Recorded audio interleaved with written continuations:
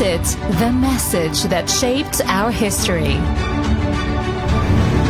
The mission that broke boundaries and changed lives. The Advent movement that is our heritage and our call.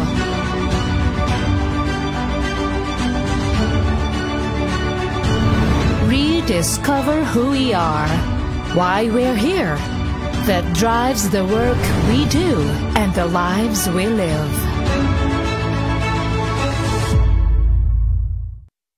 Who are we, the Seventh-day Adventists?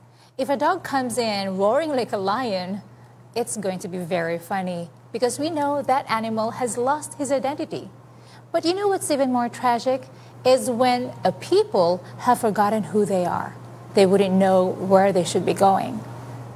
So brothers and sisters, welcome to the premiere episode of Lest You Forget, Adventist History and Mission.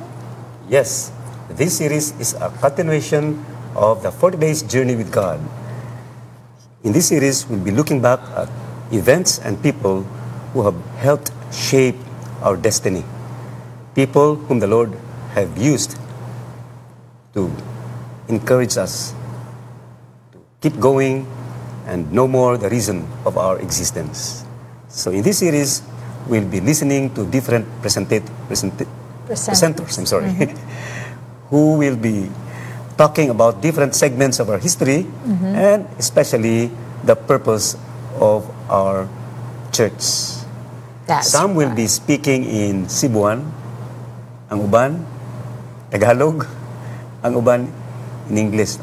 This is to cater to a variety of viewers, and we hope whatever language they'll be using, we can all understand the message.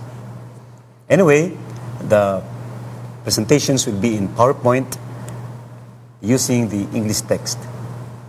All right, so lest you forget, we have to start from the very beginning. Who were the prime movers of the Advent movement? How and when did it start? What were God's leading for these pioneers that we have? And what do these tell us about what we should do in our time today? Let's introduce our speaker, Pastor Adil. Yes, for tonight, our speaker is the Ministerial Secretary, at the same time the PARL and the AMR Director of Davao Mission. He holds a master's degree in public health from the Adventist International Institute of Advanced Studies, and he also serves as a chaplain of the PNP Davao City headquarters. And by the way, I know him very well because he was my student back in his college days. And he's happily married to Mrs. Mary Chill Pakot Swan, with whom he is blessed with 4 sons. So we welcome for tonight's program to lead us into the premiere episode of looking back at our past so that we can move forward with confidence. Pastor Seth Swan. Mayong gabi sa tanan ng mga kaigsuunan, mga kigalaan, mga kapaglaong, mga nag-tanaw nining atong asibyan ng orasa. Dalay gyud ang Dios sa mataw mahigayon, din kita makahimo sa pagpakiguban kaninyo nining mga programa, o dalay gyud ang Dios sa paghimo sa ato mga pangulo nining maong buluhaton sumpay sa ato nga gikalipay nga programa sa 40 Days My Journey with God series. Og salamat kaayo sa dakong kadaugan nga ang Dios nagapanalangin sa itong buhat pinagi sa pagdumala sa ato nga administrator sa South Philippine Union Conference, sa ato nga mga directors sa tanan nga mga missions and conferences, og sa naga-coordinate usab ni ini nga program, Pastor Jimmy Adil. Salamat kaayo nga ni ini nga programa ato mahatagag pagtagad ang paglingi sa mga kasinatian sa mga katawhan nga gigamit sa Dios sa pagpukaw sa kamatuoran nga nawala sa daghan nga mga kapanahunan. Usa ka panultihon sa tinagalog nagingon, ang hindi marunong lumingon sa kanyang pinanggalingan, hindi makarating sa kanyang paruuran. Tinuod mga kaigsunan, ug atong hatagag pagtagad ang kasaysayan sa kasinatian sa mga magtutuo sa unang panahon, atong makita ang talagsaon nila nga kaikag sa paghimo nining mao nga buluhaton. Ang ato nga topiko nga paghisgutan niining ato nga pagtuon, Advent Awakening and the Millerite Movement. Mao kini nga dako nga kasaysayan sa pagpangalagad sa Dios sa nagkalain-lain nga dapit sa kalibutan. Ang Dios nagagamit og mga tao aron sa pagpahamutang sa mensahe nga sa taas nga katuigan nayatakan. Sa mga katuigan nga naghari ang mao nga dako nga iglesia, 1,260 years of papal supremacy ang kamatuoran daw nayatakan. Apan ang Dios nagagamit og mga tao sa tuon sa balang kasulatan. Pinagi niini sa sinugdan ang Daniel 8:14 mao kini ang nahimong sentro ug dugukan. Dugtong niini ang pinadayag kapitulo 14 size ngadto sa 12 may tungod sa mensahe sa tulo ka malunda. Ang Daniel 8:14 nagganayon unto 2,300 days and then shall the sanctuary be cleansed. Niini nga teksto mga kaisunan. Ang mga katawhan sa unang panahon sila naaghat sa pagtuon og maayo sa balaan nga kasulatan. Og ila usab giwali ang pag-abot ni Ginoong Hesus. Sila usab nagapadayon sa pagpahinumdum sa mga tao sa pag-andam alang sa pag-abot ni Ginoong Hesukristo. Kung imong tan-awon kining pagtuon sa balang kasulatan sa milabay nga mga katuigan sa Dark of Ages, kini nagtago-tago in taon sa nagkalain-lain nga dapit ang makatawhan nga nagtuon sa balang kasulatan tungod kay kini gipang dakop, gipang patay, gipang sunog, gipang priso, gipang pagkaon sa mga wild animals ang mga tao nga nasakpan nga nag-aalagad nagasunod sa mao nga pagtulunan gikan gayod sa balang kasulatan. Apan niini nga kapanahunan sa diha nga ang kaguliyang sa French Revolution uban sa gira sa panahon ni Napoleon Bonaparte, nasayod ta sa kasaysayan mga kaisunan, nga niining tanan sa anam sa pagkatapos, ning gawas ang dako nga privilege sa mga tao sa pagtuon sa balang kasulatan. Ay global awakening. Kung imong tan-awon, usa ka baga nga duot sa makatawhan, nga nagbaton og kaikag sa pagtuon sa pulong sa Dios. Busa, maksakpan nato ang gigikanan nga mga tao nga naghago sa pagtuon sa Biblia nining maong kasinatian. Sa Germany, kung ingnon ta, nagkalain-laing dapit sa kalibutan, masayra na to na nining atong pagtuon karon. Sa nagkalain-lain nga dapit sa kalibutan, una sa dapit sa Germany, si Johann Petri, niadtong tuig 1768, nagahimo siya sa maong nga presentasyon sa kamatuoran nga ang 2,300 ka mga adlaw sa maong nga tagna.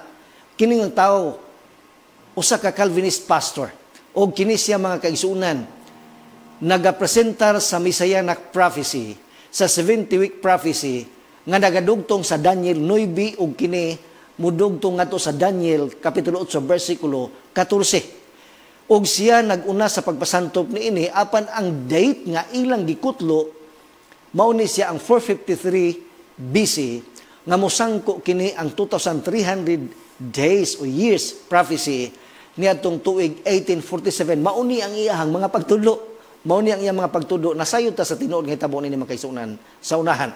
Apan, gikan ni anak, doon na po'y tao nga lain si Hans Wood. Usa ka Irish layman. Nagahimo siya sa pasabot na usab sa iyang nakita sa pagtuon sa Biblia. Kay grabe nilang paningkamot pagtuon sa Biblia. Nining panahon na. 420 BC unya iyang gibana-bana sa iyang nadiskubrihan sa pagtuon sa Biblia nga kini mosangko ngadto sa 1880. Ugon niya kini maong tao nagasundan siya ni Johann Bingel, usa ka German pastor researcher, declared that all prophetic time periods point forward to the coming of Christ, the second advent in glory. Mo ni ang ilang yuna-una kini nga mga tao, grabe ang pagpaningkamot, paghago aron matikad ang kamatuuran nga naa na diskubruhan nila dinha sa balaan nga kasulatan. Sa Italy, sa Spain, sa South America, si Manuel de la Cunza, Si Manuel de la Cunza, exiled Jesuit priest, wrote a book which influenced many in South America and throughout Europe. You know, kining maong libro naguluhan, The Coming of the Messiah in Glory and Majesty. O kini gi-publish niya atong 1790. More than 20 years, sobra 20 ka tuig, ang iyang paghago sa pagtuon ni ining maong topiko.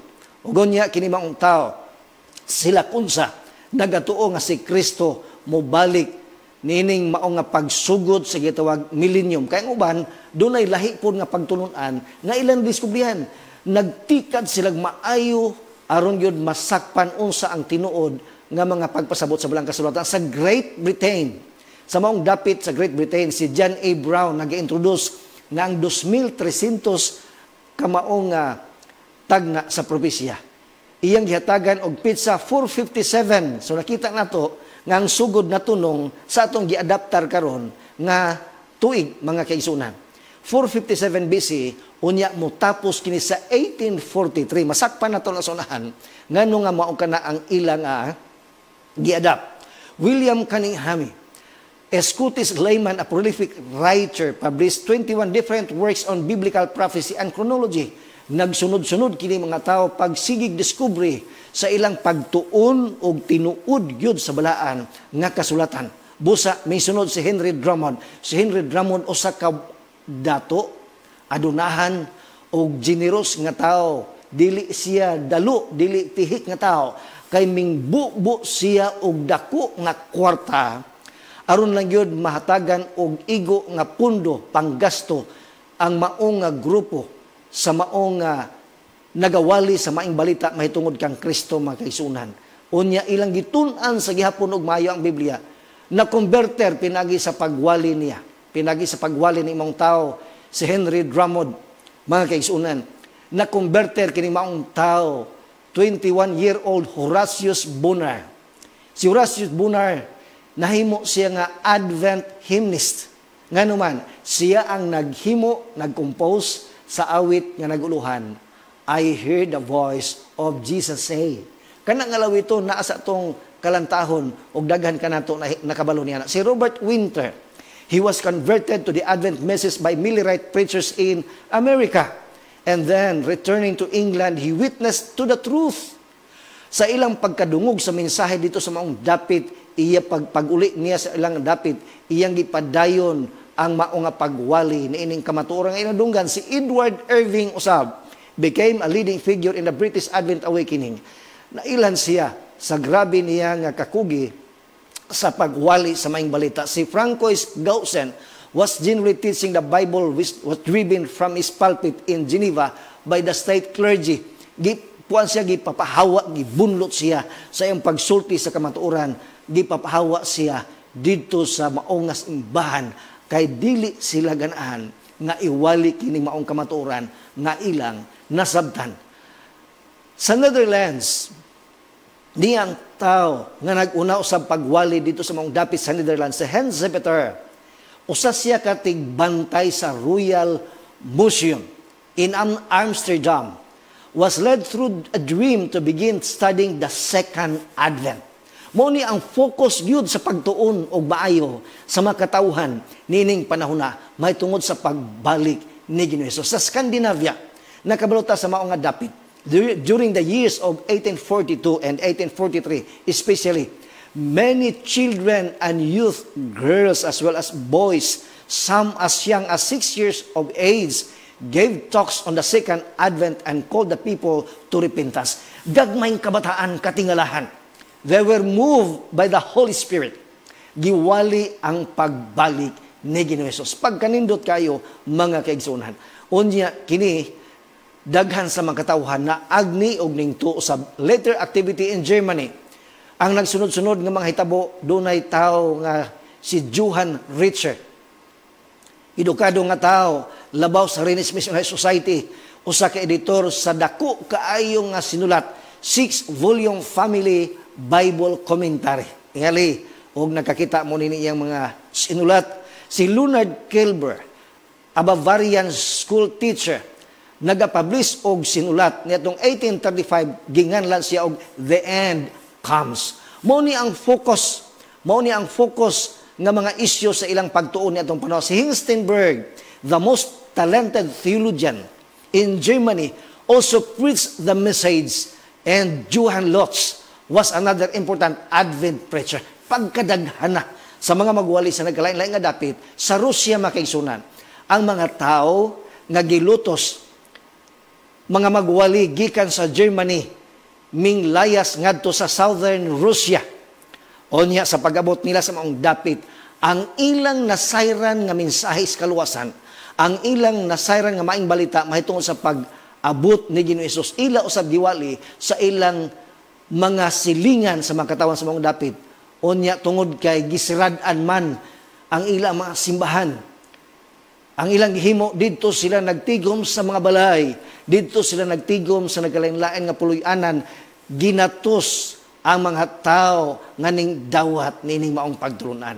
Busa, sa dapit sa Australia, si Thomas Playford in Adelaide, Australia, nagawali sa hilabihan kamatahom nga mensahe mahitungod sa pagbalik ni Ginoong Hesus. No church could contain the crowds. Imagine that. Hilabihan kabaga kaayo sa mga tao nga nagapaminaw siyang pagwali, daw halos dili mamilok ang mga katauhan tungod sa kaanindot sa mensahe.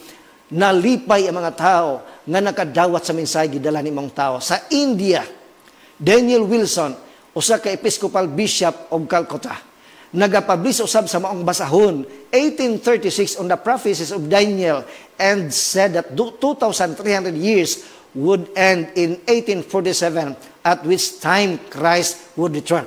Mao ni siya ang common nga theology, ang common nga presentasyon sa ilang pagtuon sa prophecy sa Daniel 8:14, mga kaisunan, nga magsugod niya ng mao nga pitsa unya mo end ngadto nining mao nga 1847. Apan kining maong tawo si Joseph Wolf went everywhere with the message. Son of a German Jewish rabbi, became interested in Christianity while still teenager. Imagine that, gamay pa siya, bata pa siya, gibiyaan ang ilang balay, 11 anyos pa lang kining maong tao. Onya nagabiyahe siya ngadto sa dapit sa Roma, ning biyahe siya ngadto sa nagkalain nga dapit, nailhan siya sa Pope, onya og sa mga cardinals, tungod kay talagsaon ang usa ka Hudiyo makonverter sa mao nga pagtulo sa Catholic. Apan ni anak nga kaagi kining maong tao, grabe ang iyang kaagi, miwalis siya miadto sa Africa, Egypt, Abyssinia, Asia, Palestine, Syria, Persia, Bukhara, and India. Nahimo siyang missionary to the world. He journeyed to England and joined the Anglican Church. Onya wala madugay siya nakumbinsi nga si Kristo mobalik na gyud nining mao nga pitsa 1847. Mo nga grabe nila nga kwinta-kwinta nining tanan. Kining maong tawod bantugan nga magwali si Wolf. Nganuman, expert siya sa unom ka mga lingwahe. Unya mahimo niya ang pagpakigsulti pagwali sa 8 ka mga pidulungan. Unya nahimo niya ang pagwali ngadto sa mga Hudiyo, sa mga Muslims, sa Hindus o sa Parsis. Kining maong tao kalayo sa dapit nga iyang naabtan. Tungod lang aron pagwali sa maing balita nga dunay Kristo nga mobalik, hapit na silang pagtuo niya ng panahon na. The Awakening of America. Kung atong tanaon, ang dako nga panghitabo sa nasod sa Amerika, mga kaigsunan. Niya ang unang nga tao si William C. Davis, 1811. A Presbyterian pastor living in South Carolina had calculated the ends of both the 2,300 days and 1,260-year prophecies to occur in 1847. Sa ako naging ganiha, doon ay similarities ang ilang discovery sa ilang pagtuon sa Biblia. Tungod kay halos sila nagaisgot nga kini motapos sa 1847. Ning sobra og jutay sumala sa ato nga nasayran nga ego insakto nga interpretasyon ni ana, si Joshua Wilson nga nagapuyo sa Cincinnati independently arrived at a similar date. Mao gihapon Alexander Campbell, siya mao ang founder sa Disciples of Christ Church. Sa gihapon siya nagadiskubre nga ang paglimpyo sa sanktuaryo sumala pa sa Daniel 8:14. Mga kaigsunan, kini nagpasabot nga kining mao nga hitabo hapit na. Si Samuel Cocker, Tennessee, 1880, nakahimo sab sa pagdawat nining mao nga minsay. Silang tan nga magwali sulusama apan ni ay duha nga dako kaayong kahulugan tingali may isgutan ma-elaborate kining maayo sa sunod pa nga mga gabi sa ato nga pagtuon mga pinalangga nga makisunan. Si Ellen White and William Miller usas kining maong mga tao naguna ang ilang influensya nga nahimo nga dako kaayong kabahin sa kasaysayan sa ato nga iglesia. Early part of the 19th century, God was raising up two people, yes, whom He would use in His work in a very special ways. Niya ang kinabuhi ni William Miller. Sa sayo nga katuigan, sawa pa siya magwali. Niya ang kasaysayan siya nga family background, mga kaisunan. Siya ang iyang lulo si William ang ngalan gihapon. Had settled in Pittsfield, Massachusetts about 1747, dugay na kayo. Shortly after he married Hannah Leonard, mo niyang iyang asawa. Aduna sila tulo ka mga anak, ug usa ka anak nga babay. Usa kanila ginganlan og William, o ang amahan William, ang iyang anak sa mga lalaki ginganlan na pod og William. Sa diha nga siya nagdako, kining ikaduha nga William nahimong kapitan sa Colonial Army and serving during part of the Revolutionary War. Then, ang nahitabo, 1781 on his return to civilian life, naminyo siya kang Paulina Phelps, anak sa usa ka Baptist nga ministro. They settled near the bride's home in Pittsfield. Dito sila nagpuyo. Unya ang kanindot kining maong magtiayon, daghan kayong anak, mga kaisunan. Aduna sila 16 ka mga kabataan. Imagine that. 16 ka mga anak, 5 ka mga anak nga lalaki, ug 11 ka mga anak nga mga babae. 5 sons and 11 daughters. Og sila nagadesider nga ang kamaguwangan nga anak nga lalaki pagdanganlan og William. So nindot kayong kaagi, tungod kay kining mao nga William, this is now the William Miller who was born on February 15, 1782, ang naghatag og dako nga kasaysayan diha sa pagwali nga si Kristo mubalik og sa paghatag una og eksplanasyon sa tagna sa 1,260 years o sa 2,300 days prophecy sa libro sa Daniel 9 o Daniel 8 makaisunan. Busa kining maong nga ngalan William, nindot ay ni ngalan nga William. Nindot ni siya ingalan. Tungod kay mga buutan, ang lulo buutan, William ang ngalan. Ang anak niya nga William, buutan gihapon, hinganak lang kaayo. Hinganak kaayo kay 16 man kabuk anak. Unya ang sunod nga William, maunas i William Miller. Tingali ang ubang pong William, di kay dagaganak, kay wala po nakapareho ni Mang William nga 16 kabuk anak. Ang maong gana ni ining maong nga William Miller makaisunan. Himasa kay siya og libro. Si Judge James Wetherspoon, Congressman Matthew Lyon, and a wealthy man from Scotland, Alexander Cruikshanks. Kini silang tanan nag-offer sa ilang mga libro aron pabasahon si William Miller. Kay ganahan kay siya magtuon og mga libro. Ang iyang gihimo gani kay pobre man sila. Sa gamay pa siya, mamaligya siya og kahoy, magbugha siya og kahoy. Unya iyang isuroy, iyang ibaligya aron siya makakwarta. Unya makapalit o mga libro, mga basahon. Sumala pa ni mong libro, Himes, Midnight Cry, November 17, 1842. Nagsulat siya, si Joshua Himes. By the kindness of this gentleman, he was enabled to store his mind with a vast collection of historical facts, which have since been of so much service to him in the illustration of the prophecies.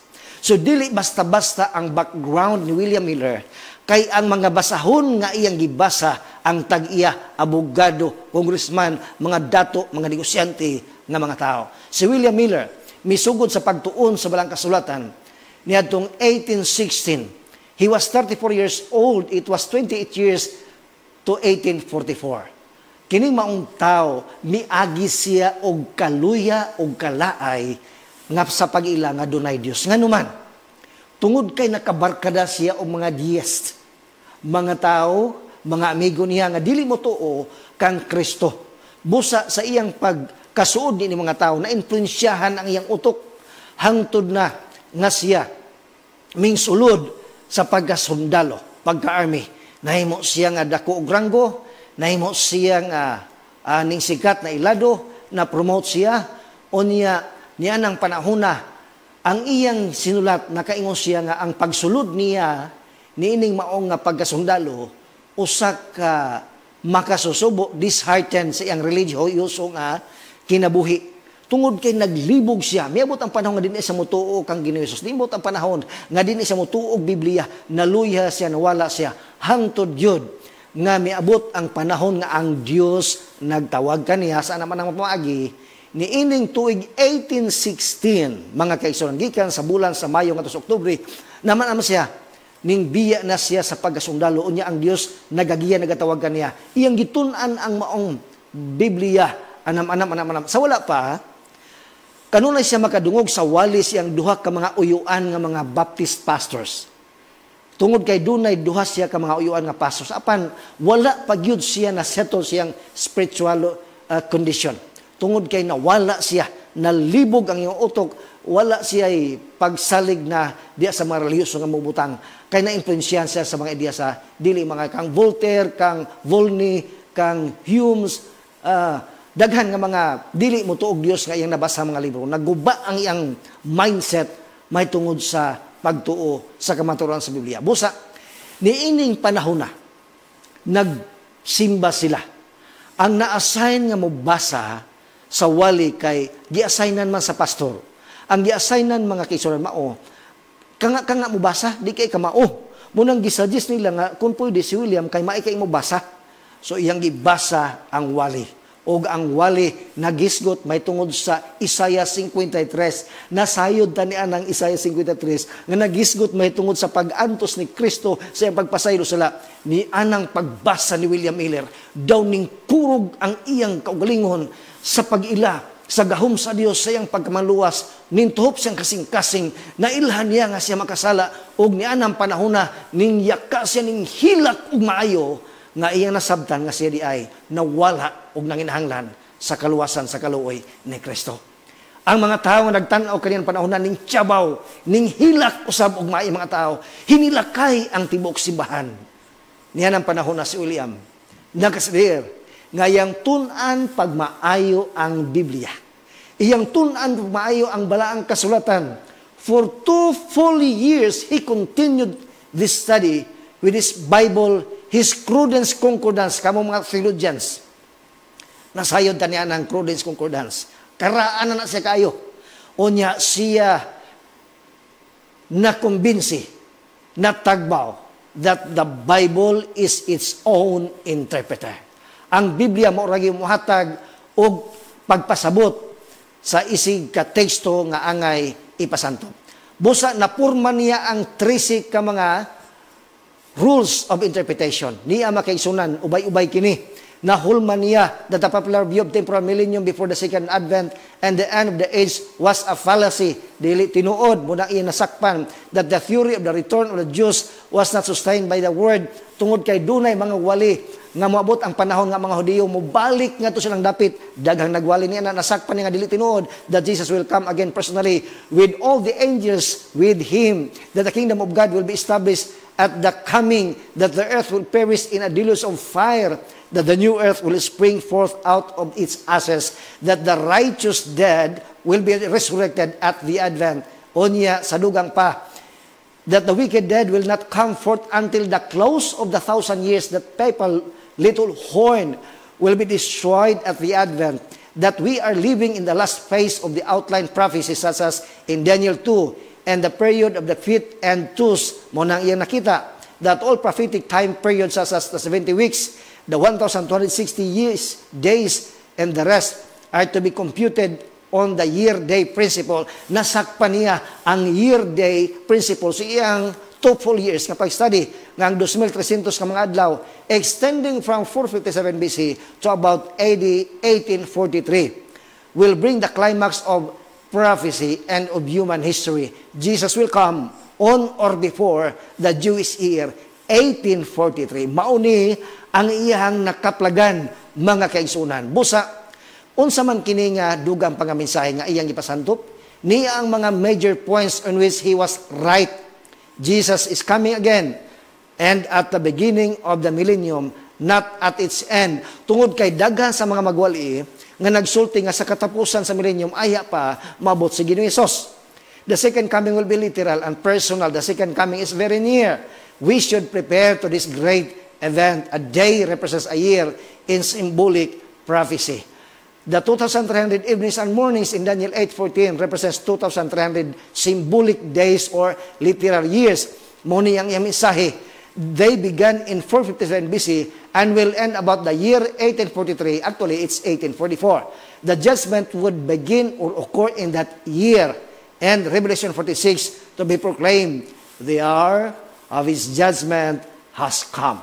Mauni siya ang nakapaukay ug maayo sa magkatawhan yan ang panahon apan unsa man ang sipyat siyang wali. Sumala pa sa Daniel 8:14, and to 2,300 days, and then shall the sanctuary be cleansed. Miller assumed that the sanctuary referred to the planet. Based on this error, he concluded that the world would be purged by fire when Jesus returned. That idea required that Jesus had to literally return at the termination of 2,300 years. Mauni ang iya nga nahimong error. He interpreted sanctuary as the planet rather than as the great temple in heaven. He misapplied certain other prophecies in the book of Daniel. How to calculate the 2,300-year prophecy? Niya makaisunan subtract 2,300 from 457 BC. Ang resulta na is 1843. Unsa may nasayop niini? What went wrong? It should total AD 1844. The error here is the same that the Millerites encountered.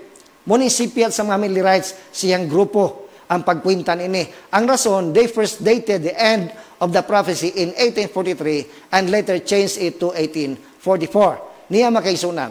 1843 would be correct if there was a 0 year. Okay? Between BC and AD. But there is not. Wala may 0 year, di ba? Wala 0 year. So, 1 BC is followed by AD 1. Mauna siya nahitabo. Therefore, to carry out the arithmetic problem correctly, we must add 1 to our AD years. Doing this brings us to AD 1844. So, dinhi makaisunan, ang mga tao nagapadayon sa pagwali nga dunay mo balik nga Kristo. Pagkanindot kayo mga tao, gihimo na ang tanan, gipamaligya ang ilang kabtangan, aron mo tabang mo finance sa pagwali nga dunay Kristong balik. Gani dunay 40 ka mga journals prior to October 1844. Josiah Litz nagasugod sa maong nga balasahon trumpet of alarm in Philadelphia. Charles Fitz published Second Advent of Christ in Cleveland, Ohio. Si R. Hutchinson began Voice of Elijah in Montreal. Si George Storrs and Enoch Jacobs produced Western Midnight Cry in Cincinnati. Clorinda Minor and Emily Clement's Advent Message to the Daughters of Zion was published. Haim Sylvester Bliss, Apollos Hail. The Advent Shield was regularly printed. Great Britain had its Midnight Cry. Harbinger, the Second Advent. Pagkadaghan na kayo, si Himes also compiled and published an Adventist songbook in 1842 entitled Millennial Harp, or Second Advent Hymns designed for meetings on the second coming of Christ. Hilabihang kadaghan sila makantahon tungod ni Himes. Factors which help the message well so rapidly. Nga naman, nga paspas man kaayo ang pagkatag, pagkailap sa mensahe. O sa manitabo, the leaders in the movement, perti kadasig. The flood of literature, perti daghan ng mga basahon, nga di pang katag-katag. The conferences, camp meetings, great tent, the Grove meetings, charts and diagrams, the leaders in the movement. Grabe gyud ang ilang panagyosa. Si Josiah Litz became acquainted with Millerism at about the same time as Fitz in 1838. Mao ni ang iyang kaagi, si George Storr had taught Fitz the Bible teaching that the dead are asleep and the wicked will finally be destroyed, that is, they will not live forever. Si Fitz, about the same time in Cleveland, accepted the truth of baptism by immersion. Mao ni ilang kaagi, mga kaisunan. Methodist preacher, si Storrs, o niya nagabiyahe, nga nagpadayon pagwali sa mga balayat. Henry Dana Ward was chairman of the first Millerite General Conference, o niya bantugan kini siya nga tao. Si Joseph Bates, sa ato nang giingon ganiha, Si Joseph Bates, mga kaisunan, was a sea captain who had sailed all over the world encountering difficulties of every kind. Di basta-basta si Joseph Bates, pero buutan kining ay nga tao. Ilabihan kabutan. Si Ilion Galusia, anak sa Vermont governor who had signed Miller's military commission. So di basta-basta, anak siya. Unya, 1830s, had become a leading Baptist leader in New York State. He was also a strong advocate of the anti-slavery movement. 1843, accepted the awakening message. 1844, he resigned from his church. Aron siya makahatag sa daghang panahon sa pagwali sa maing balita. Si Sylvester Bliss was the ablest of the many Advent periodical editors. Editor siya, onya, natudlo gid siya nini nga full-time editor, onya, gikan sa Science of the Times, giilisan ngadto sa Advent Herald. Si Nathaniel Southward, active anti-slavery advocate, editor sa maong nga balasahon. Onya, si N. Whiting was a Baptist minister. In 1845, became editor of the Midnight Cry under his new name, the Morning Watch. Munang gigamit na ito karon nagapadayon kiningalan, Morning Watch, mga kaisunan. Si James White, we know him very well. He was one of the traveling preachers. In spite of his defective eyesight and the advice of his friends that he should stick to farming, mag-umanan juga, ayon na pag-apil pagwali, eventually become a leading figure in the organization of the prophesying work of the Seventh-day Adventist Church. Si Samuel Sheffield Snow, mga kaisunan, siya usa ka dili motuog Dios nga tao, hangtod siya nag-edad og 35 anyos. When he noticed a book by Miller, which his brother had bought, nakita siya, nini, iyang gibasa, nakumberte siya, og siya nang apil sa grupo, unya nitong maong tuig, ning apil siya sa daghang kay panagtigo mga kaisunan. Kining maong tao, mao kini ang ning kalit og abot samtang nagwali si Joseph Bates, unya ning salta siya kalit nga naa siya mensahe, gisulti niya kining maong nga tagna sa prophecy nga gikagubutan nilang panahon na paghatag og kalugan. O si Joseph Bates butan kag gipapuli sa tindog og iyang gisulti ang kamaturan. Yang Ellen G. Harmon, niya ng panahon na 12 years old siya when Miller preached the first time. Onya sa diha nga nag-edad siya 14, si Ellen White, mga kaisunan, was deeply moved by Miller's solid biblical preaching, but her brother Robert doubted.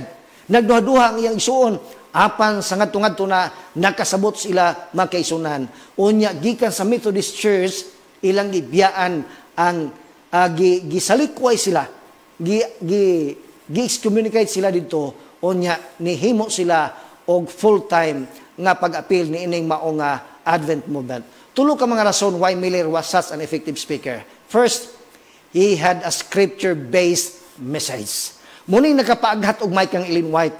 12 anyos, 14 anyos siya naminaw sa wali ni Miller. Mutuhop siyang kasing-kasing.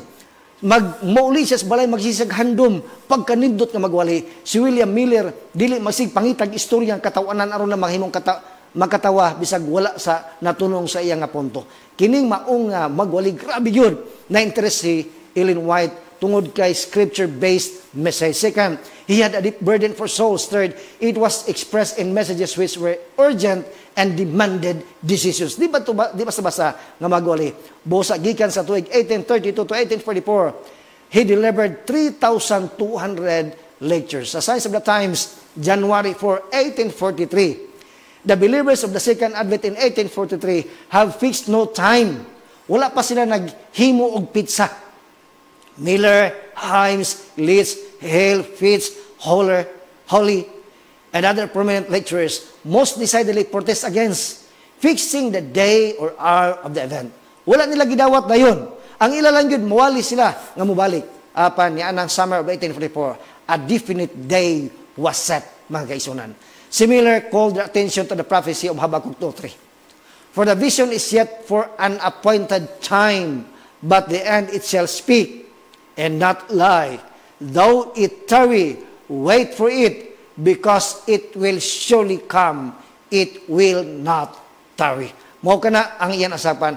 To prepare and be ready for Christ's return. Ang maong nga pagtuon nga nasakpan sa mga awakeners, sa mga Millerites makaisunan. Ilang gitudlo kini mga teksto sa Matthew 25:1-13 about the wise and the foolish virgins who were waiting for the bridegroom to come, for that they might go with him into the marriage. During the lengthy wait, they all slumbered and sleep. Suddenly at midnight, a cry was heard, "Behold, the bridegroom cometh, go ye out to meet him." Mao kini ang teksto na ilang gigulitan og maayo may tungod sa pag-andam sa pagbalik ni Jesus. Busa ang daghan sa mga tao, gusto sila nga maandam, ilang ipangbaligya ang ilang katigunan, ilang ipangbayran ang daghan nga mga publications, karon kini ma-distribute og may mapaspas o may daghang tao makabasa, may balo nga mangandam sa pagbalik ni Jesus. Some Millerites who had no debts, help brethren pay their debts. Pagkanindot mga kaisunan, ang uban nga wa nay utang, katong mga tao nga napay tay utang tabangan nilag bayad, murag nindot nog naa ron panahon na. Ilang tabangan og bayad sa utang aron gyud masulbad nga maandam pagbalik ni Hesus. Talagsaon nga paghiusa. Miller concluded his statement with these words, "Brethren, hold fast, let no man take your crown. I have fixed my mind upon another time, and here I mean to stand until God gives me more light, and that is today, until He comes, and I see Him for whom my soul yearns." Nining nga mga pulong, iyang gilig-on ang iyang mga kauban. Mga kaigsunan, sa iyang kasinatian, sa ilang mga kaagi niining mga katawhan nga nag-ukay sa balang kasulatan aron masakpan ang tinuod nga kahulugan niini nga mga tagna, bisan nasipyat tuod sila sa pag-set og date apan ang Dios nagagiyaw at nagbiya kanila na tunong nahatagan sa insaktong kalugan apan ni ining kahigayunan ang mga katawhan. Sila naikag sa pagtuon sa Biblia, sila nagawali nga dunay Kristo nga mabalik, o sila nagaandam silang kagalingon nga kinahanglan sila maandam sa pagbalik ni Ginoong Hesukristo. Si Ellen White nagasulat sa Early Writings page 17, naghisgot siya og duha ka ngalan sa topic Reward of the Faithful. Sa pagbasa na ko nini makaisunan, na interest kay ko Levi F. Stockman. Na interest ko ni ining maong nga ngalan tungod kay sa langit, iyang nakita, iyang nisgutan sa iyang pananaon nga dito sa langit, nakita niya kini nga mga tao. Very spiritual Methodist minister in Portland, Maine, with some 30 other Methodist ministers, accepted the Advent message. Unsa man ay kinabuhi niya?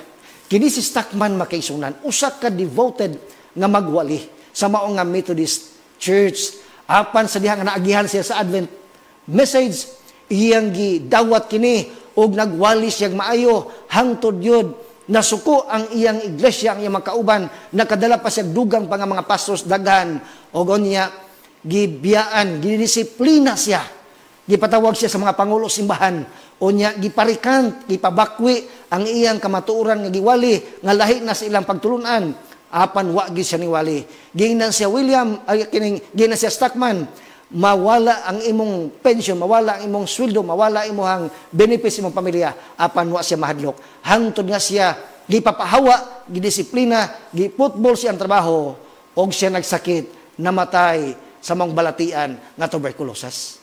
Nagpakamatay kay nakasabot sa kamatuoran. Wa niya biyae. Another wonderful story, the last story I would like to share with you. Kining maong tao nga si Charles Fitz, si Stockman o si Fitz mo'y gisgutan ni Ellen White siyang libro sa Early Writings. Unsa man ang kaagipod ni Fitz? Mo kini ang iyang katapusan nga pulong gibuhian. I believe in the promises of God. Fitz died on the 14th day, only 13 days before October 22. Nagunahon na ta siya nga makuyog niya iyang pamilya nga maghulat, magpaabot sa pagbalik ni Hesus. Apan sa kining kaagi niya, namatay siya. Apan sawa pa siya namatay, ang naitabo magkaisunan.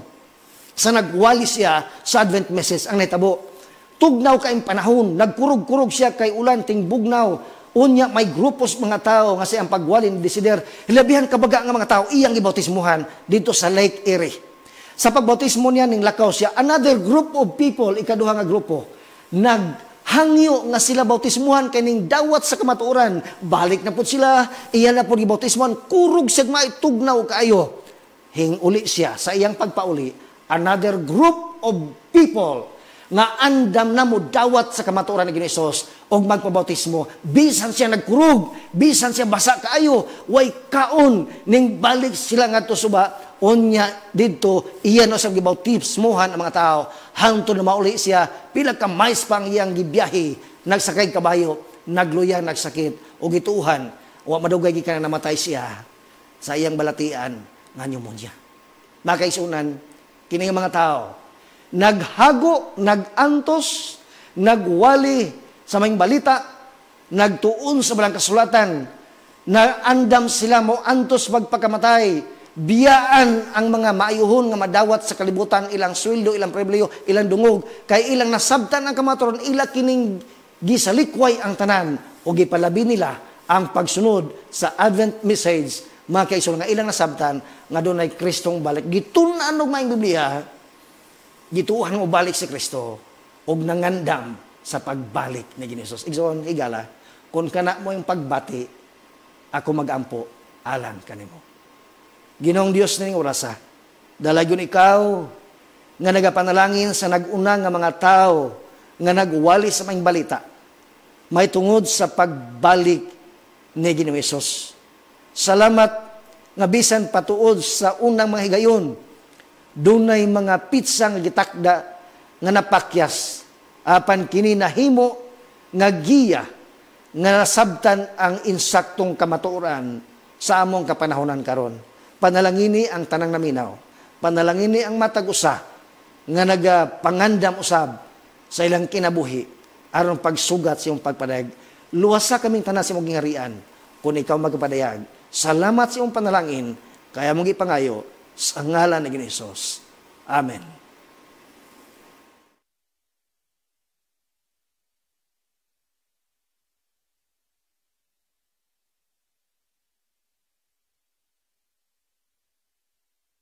The best that they can to preach that Jesus Christ is coming again. So what I have understood from Pastor Seth Swan's presentation tonight is that these people were ignited to study the Bible, and of course to preach the message of Jesus Christ coming, and to prepare themselves and a people for that return of our Lord Jesus. So that is what we call the spirit of the pioneers, that we should always cultivate even in our generation today. That's why we have entitled this program or this series, Lest We Forget.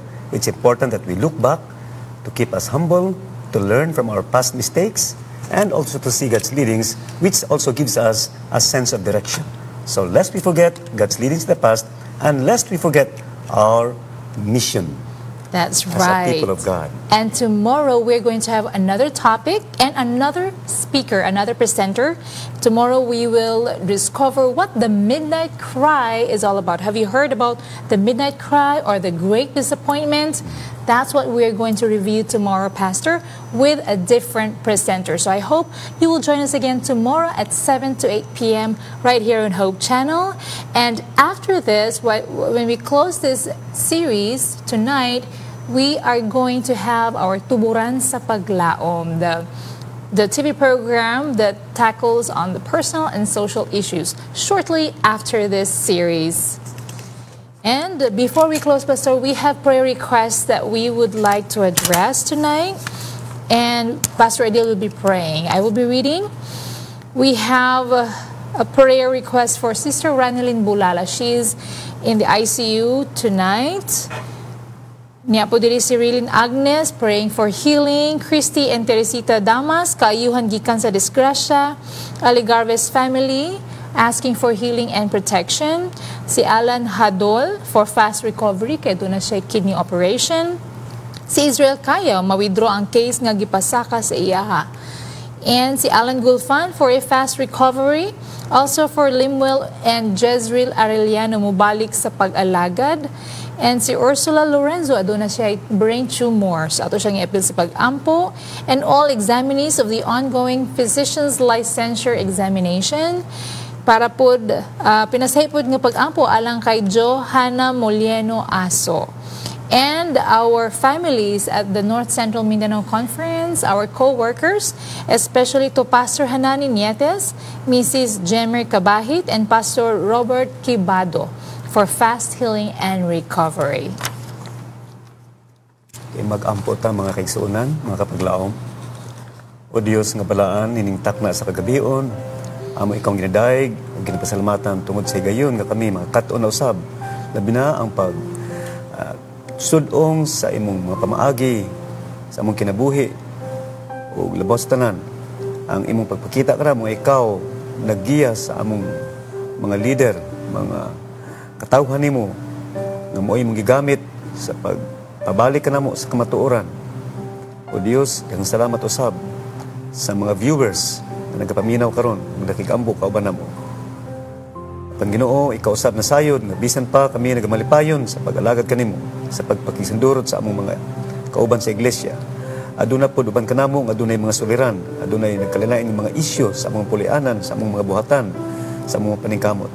Sa pinasay Ginoo among ginatugyan kanimo kining mga katawhan na nagkakinahanglan sa imong pinasahi nga pagduaw, pinasahi nga paghikap kanila.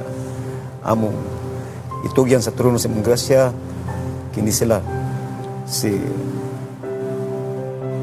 Ranelin Bulala na nakaroon sa ICU. Sa bago pa lamang siya nakasimba kanimo, pansakalit lamang among nasayran na siya nadala sa hospital o sa duawa si Ginoo. Si Rialyn Agnes nga kinanausab sa imong pagtambal, si Christy o si Teresita Damas, sila naka sugamak o aksidente. Ginoo, duawa sila ug ibalik sila sa bugos sa kinabuhi aron sila makabalik sa pag-alagad sa ilang panimalay ug makapadayon sa ilang buluhaton alang kanimo. Si Alan Hadol sa iyang kidney operation na siya maka-recover sa dili madugay. Usab si Israel Kayaw nga gi-akusar, gisakaan og kaso nga Ginoo sa imong pagtabang siya unta makalingkawas ni nga problema. Uban kay Alan Gulfan usab sa iyang pagkaayo, tabangi sa Ginoo kay iyang mabatnan ang imong pagtambal pinagi sa mga doktor, mga nurses nga nagatiman kaniya. Si Lemuel ug Giselle Arellano nga wala na nagasimba, o Dios, ukawa sila balik diha kanimo samtang may panahon pa. Usab si Ursula Lorenzo nga dunay brain tumor. Og sa mga kabataan nimo nga bag-o pa nagkuha sa examination alang sa pagka-doktor, tabangi sa Ginoo kay ning tugyan kana tanan. Kay ikaw nasayod unsay maayo alang kanamo, ikaw dunay plano. Mausab kang Johanna Moleso Aso, kung sa magaling ang iyang kahimtang karon, iyang pinginhanglan, ayo kalimti Ginoo. Ug amo sab ginumduman ang among mga kauban sa buhat, si Pastor Hanani Nietes, ug si Mrs. Jemer Kabahit, ug si Pastor Robert Kibado. Ikaw nasayod Ginoo unsa ang ilang kahimtang karon, usa ikaw Ginoo nasayod usab unsay maayo alang kanila. Apan kami nagasalig kay ikaw dako nga magbalantay, imo silang hikapon Ginoo ug ibalik sa ilang serbisyo alang kanimo. O Dios, daghan pa kanamo ang kakinahanglan sa imong pinasahi nga pagtabang. Apan karong gabi among ginatugyan sa diha kanimo kay ikaw nasayod sa ilang kahimtang. Ug doon na pamanggaling mga kaigsuonan o makatawhan nga wala pa midawat kanimo, na pinakatong nakapatalinghog sa mensahe ni milabay nga mga 40 mga gabi. Ginoo, duawa sila kanunay, tagaay sila maayong pagsabot ang imong baling espiritu magahikap kanila ug sila makaila gayod sa imong plano sa kaluwasan alang kanila. O Dios, among ginatugyan kining tanan apil na kining programa nga sa malabot mga gabi, imong dugangan ang kaalam, ang pamulong sa mga speakers nga imong pasabot kayod ang imong paggiya sa imong katawhan sa katpid-an sa kapanahon. Imong ginatugyan sa mahal ug gamhanan nga pangalan ni Kristo Jesus. Amen. Amen. Thank you for joining us tonight, but don't go away. Kay musunod na ang tuburan sa paglaom, talking about when God becomes a drug or religious addiction. So, ayaw ka mo og pahawa, magpadayon ang 8 to 9 nga tuburan sa paglaom. Ug mausab sa alas 7 hangtod sa alas 8 sa gabi kining programa Lest You Forget, a series on Adventist history and mission. So, we'll see you tomorrow.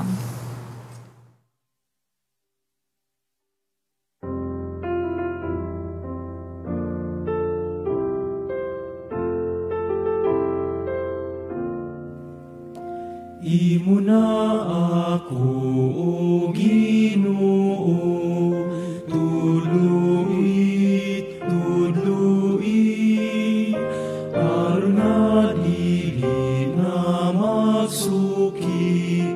na